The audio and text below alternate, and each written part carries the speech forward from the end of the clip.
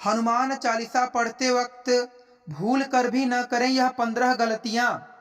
भगवान श्री राम के परम भक्त कहे जाने वाले संकट मोचन हनुमान घर घर में पूजे जाते हैं। बल और बुद्धि का आशीर्वाद देने वाले बजरंग बली जी संकट में रक्षा करते हैं।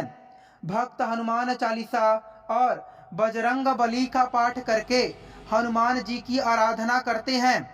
यूं तो हनुमान चालीसा मंगलवार और शनिवार को पढ़ी जाती है, लेकिन कुछ भक्त रोज हनुमान चालीसा का पाठ करते हैं। कहा जाता है कि हनुमान चालीसा का पाठ करने से संकट दूर होते हैं और साधक भय मुक्त होता है। इसके साथ साथ जातक पर बजरंग बली की कृपा बनी रहती है।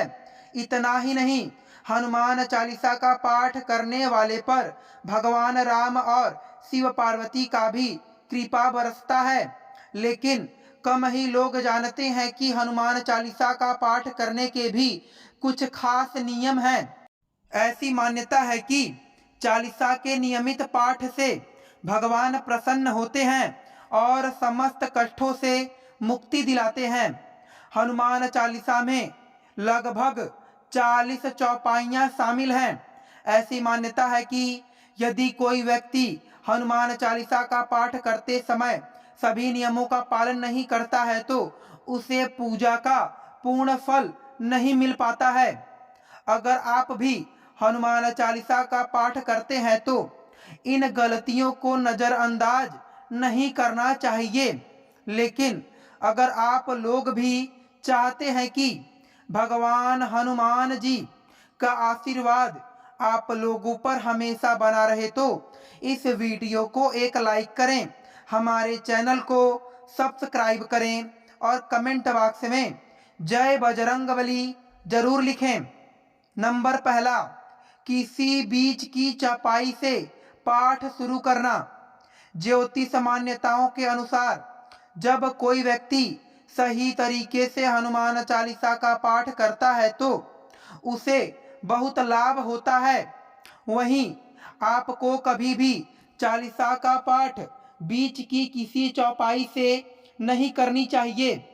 यदि आप हनुमान चालीसा पढ़ने जा रहे हैं तो इसे एक साथ पूरा क्रमबद्ध तरीके से पढ़कर ही उस स्थान से उठना चाहिए। कभी भी बीच की किसी चौपाई से पाठ शुरू न करें। कोई भी पाठ आप शुरू कर रहे हैं तो उसे सच्चे मन से करना चाहिए, अन्यथा पाठ करने का फल कभी नहीं मिलता। नंबर दूसरा, साफ तन और मन से पाठ करना। ऐसा माना जाता है कि यदि आप घर में हनुमान चालीसा का पाठ करते हैं तो हमेशा शुद्ध तन और मन से मंदिर में दीपक प्रज्वलित करके हनुमान जी का ध्यान करते हुए पाठ करें। नंबर तीसरा, तामसिक भोजन और मदिरा का सेवन। यदि आप हनुमान चालीसा का पाठ करते हैं तो सुनिश्चित करें कि आपको भूलकर भी तामसिक भोजन या मदिरा का सेवन नहीं करना चाहिए। ऐसा करने से आप हनुमान जी के क्रोध का पात्र बन सकते हैं। हनुमान जी बाल ब्रह्मचारी हैं और हमेशा तामसिक भोजन से दूर रहें, तभी आपको पूजा का पूर्ण फल प्राप्त होगा। नंबर चौथा, किसी से व्यर्थ का झगड़ा करना। यदि आप हनुमान चालीसा का पाठ करते हैं तो ध्यान रखें कि आपको भूलकर भी किसी निर्बल को सताना नहीं चाहिए और किसी से व्यर्थ में झगड़ा नहीं करना चाहिए। यदि आप भी हनुमान चालीसा का पाठ करते हैं तो ध्यान रखें कि आपको किसी का भी अपमान नहीं करना चाहिए और किसी के लिए भी अपशब्दों का प्रयोग नहीं करना चाहिए। अगर आप हनुमान चालीसा का पाठ करते हैं तो आपको गरीबों को भी नहीं सताना चाहिए बल्कि गरीबों की सहायता करनी चाहिए। नंबर पांचवा, जीवन साथी को छोड़कर किसी अन्य रिश्ते में बंधना। यदि आप विवाहित हैं और हनुमान चालीसा का पाठ करते हैं तो आपको जीवन साथी के अलावा किसी और से रिश्ते जोड़ने की बात नहीं सोचनी चाहिए। ऐसा करने वालों को कभी भी हनुमान चालीसा के शुभ फल की प्राप्ति नहीं मिलती है। किसी विवाहित पुरुष को किसी अन्य पराई स्त्री से संबंध नहीं रखना चाहिए। अगर कोई स्त्री भी नियमित रूप से हनुमान चालीसा का पाठ करती है तो उस स्त्री को भी अपने पति के अलावा किसी अन्य पुरुष से भी संबंध नहीं रखना चाहिए। अगर किसी व्यक्ति की शादी नहीं हुई है तो उसे पराई स्त्री से दूरी रखनी चाहिए। यदि कोई व्यक्ति हनुमान चालीसा का पाठ करता है तो उसे इस बात का ध्यान जरूर रखना चाहिए। नंबर 6वां, गरीबों और जानवरों को सताना नहीं चाहिए।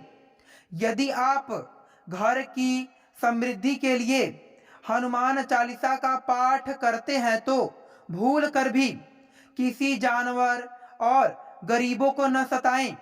ऐसा करने से पूजा का फल नहीं मिलता है और घर में सुख बने रहते हैं। घर में नकारात्मक ऊर्जा का वास हो जाता है और घर से सुख समृद्धि हमेशा के लिए चली जाती है। नंबर 7वां, कोई अपराध न करें और झूठ न बोलें। यदि हनुमान चालीसा का पाठ करते हैं तो आपको किसी भी प्रकार का अपराध नहीं करना चाहिए। आपको किसी के साथ छल कपट करने से भी बचना चाहिए और झूठ नहीं बोलना चाहिए। यदि आपके मन में किसी के प्रति छल कपट और द्वेष है तो इससे आपको पूजा का फल नहीं मिलेगा। नंबर 8वां, हनुमान चालीसा पढ़ने में जल्दबाजी न करें। जब आप हनुमान चालीसा का पाठ करते हैं तब आपको कभी भी जल्दबाजी नहीं करनी चाहिए और कभी भी इसके किसी श्लोक का उच्चारण गलत तरीके से नहीं करना चाहिए। इसका पाठ हमेशा धैर्य पूर्वक करना चाहिए। नंबर 9वां, राम का नाम लिए बिना न करे शुरुआत। सभी इस बात से परिचित है कि हनुमान राम जी के परम भक्त हैं, इसलिए भगवान राम का नाम लिए बिना हनुमान चालीसा की शुरुआत न करें, वरना आप इसके फल से वंचित रहेंगे। नंबर 10वां, तन और मन रखें साफ। हनुमान जी और उनके इष्ट श्री राम के चित्र की स्थापना करें। इसके बाद उनके समक्ष जल से भरा पत्र रखें। कम से कम 3 बार से लेकर 108 बार तक चालीसा का पाठ करें। घर में हनुमान चालीसा का पाठ करते समय तन और मन दोनों साफ होना बेहद जरूरी है। नंबर 11वां, मन में न लाएं अनुचित ख्याल। हनुमान चालीसा का पाठ करते समय मन में किसी भी प्रकार का अनुचित ख्याल नहीं होना चाहिए। प्रयास करें कि चालीसा का पाठ का समय रोज एक ही हो। विशेष दशाओं में यात्रा तथा सोते समय भी चालीसा का पाठ कर सकते हैं।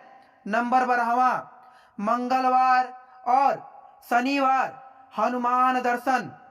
हनुमान चालीसा का पाठ करने वाले व्यक्ति को मंगलवार और शनिवार के दिन हनुमान जी के दर्शन करने चाहिए।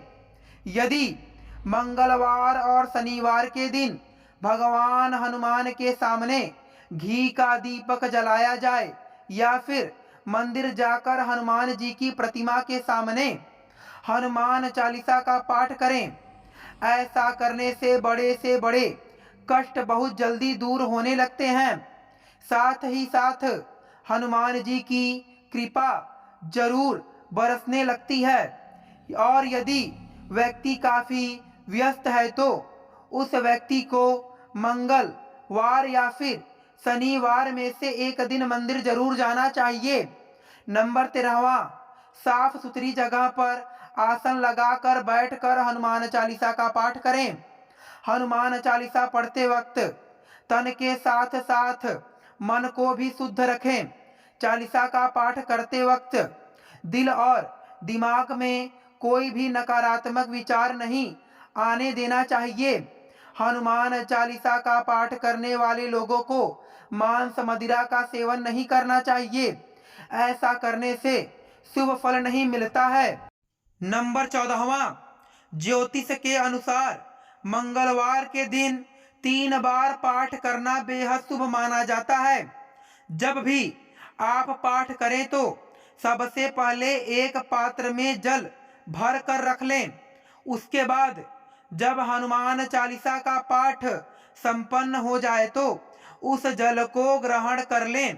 इससे आपको लाभ तो मिलेगा ही, साथ ही हनुमान जी भी जमकर अपनी कृपा बरसाएंगे।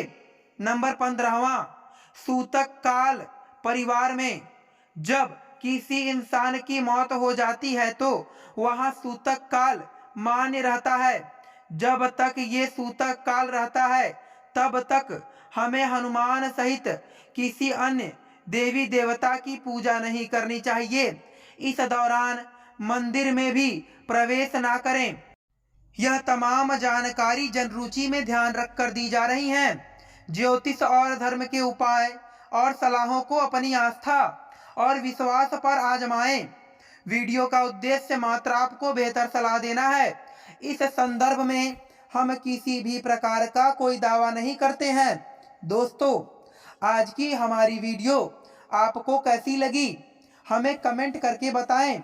अगर आपको हमारी वीडियो अच्छी लगी तो कमेंट बॉक्स में जय माता लक्ष्मी जरूर लिखें। माता लक्ष्मी आप पर सदैव अपनी कृपा बनाए रखें। वीडियो के अंत तक बने रहने के लिए आप सभी का धन्यवाद।